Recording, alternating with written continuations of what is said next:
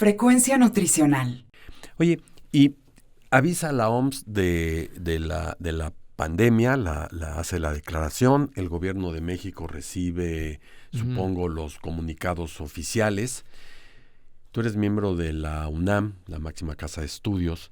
¿Y qué pasa en la UNAM? ¿Crean un grupo, un programa universitario de estudios? Bueno, en la UNAM, desde finales del 2019, vimos las noticias primero como en los medios y circuitos técnicos de epidemias, ¿no? Hay una serie de canales de información de eso.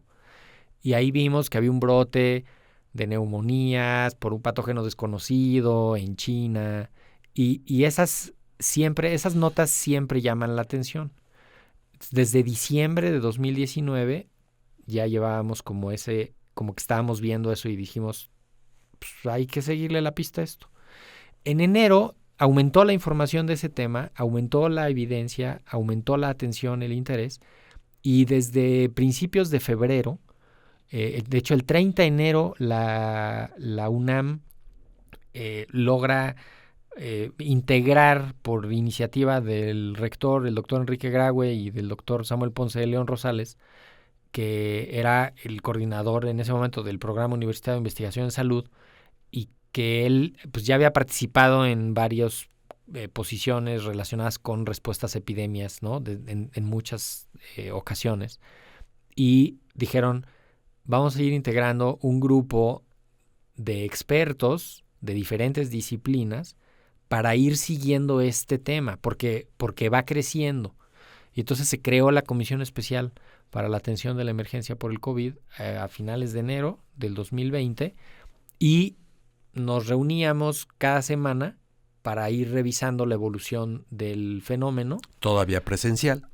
Sí, ahí las primeras fueron presenciales, pero hacia finales de febrero ya empezamos a implementar lo remoto, y después, pues a finales de marzo se activó la Jornada Nacional de Sana Distancia. Todas las actividades se fueron hacia lo virtual, pero la comisión de la UNAM ya llevaba esta parte trabajando, y a partir de ahí se nombraron algunas vocerías, ¿no? Para tomar entrevistas y participar en los medios. Se hicieron algunas conferencias de prensa, y ahí había que estar pues como preparando lo que iba a hacer la universidad, y además pues lo que necesitaba saber y lo que iba pidiendo la sociedad, que era como estas dos posiciones. Oye, y en ese diciembre, en ese enero, parte del febrero, sin todavía llegar a la declaración de la pandemia del COVID y establecerse la sana distancia, ¿qué pensaban ustedes? ¿Que eso iba a ser algo realmente catastrófico? ¿Que yo creo iba que a tener la magnitud que tuvo? Bueno, no, la magnitud yo creo que nadie la podía prever, ¿no? Lo que pasó nadie se lo podía haber imaginado. O sea, superó cualquier expectativa. Por ejemplo, ¿no? ¿qué platicaban, sin decir nombres de nadie, pero qué platicaban ustedes así cuando de repente en una charla de que ya de reunión de trabajo... Bueno, o escuchaban a alguien y decían, oye, ¿este es un catastrófico? Sí, había todas las posiciones, ¿no? Pero había, por ejemplo, como ir tratando de meterlo en el cajón de influenza, ¿no? Como había sido influenza en el 2009, lo que se hacía con influenza, ¿no? Desde luego, pues el peor escenario era la saturación hospitalaria. Eso como que de hecho México pensó en eso muy a tiempo, y pues logró hacer un programa de reconversión hospitalaria muy, muy amplio.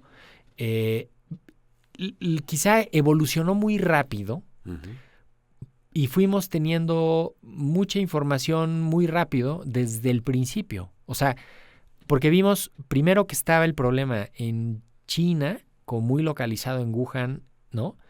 Pero que inmediatamente había salido ya a los países vecinos, pero inmediatamente vimos noticias de Europa.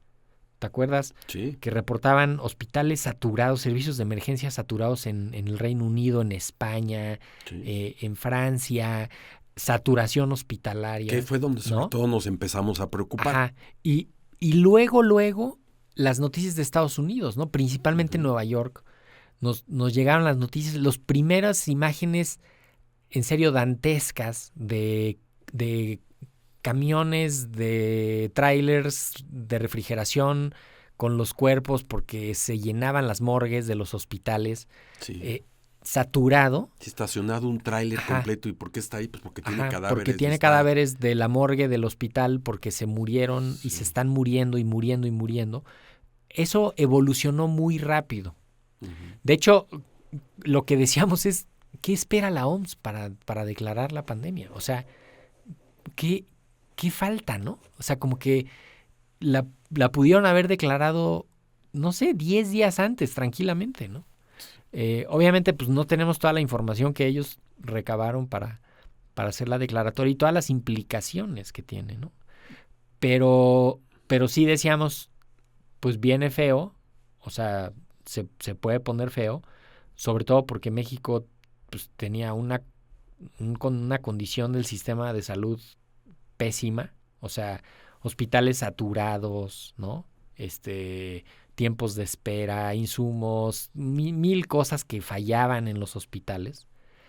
Y decíamos, pues, si a poco aquí va a llegar esto, nos va a poner contra las cuerdas, ¿no? Y evolucionó muy rápido.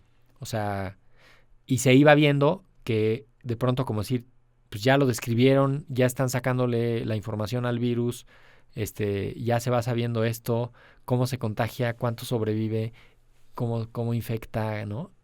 ¿Qué causa? Uno de los temas más complicados fue ¿qué enfermedad causa? Sí. O sea, ¿qué hacemos con los enfermos, no? Decían los clínicos. Porque no era una infección respiratoria nada más. Por ahí empezaba y todo el resto de la respuesta inflamatoria sistémica era el problema y cómo se contagia, periodo de incubación, muchísimas cosas que no se sabían y que se tuvieron que aprender en... Frecuencia nutricional.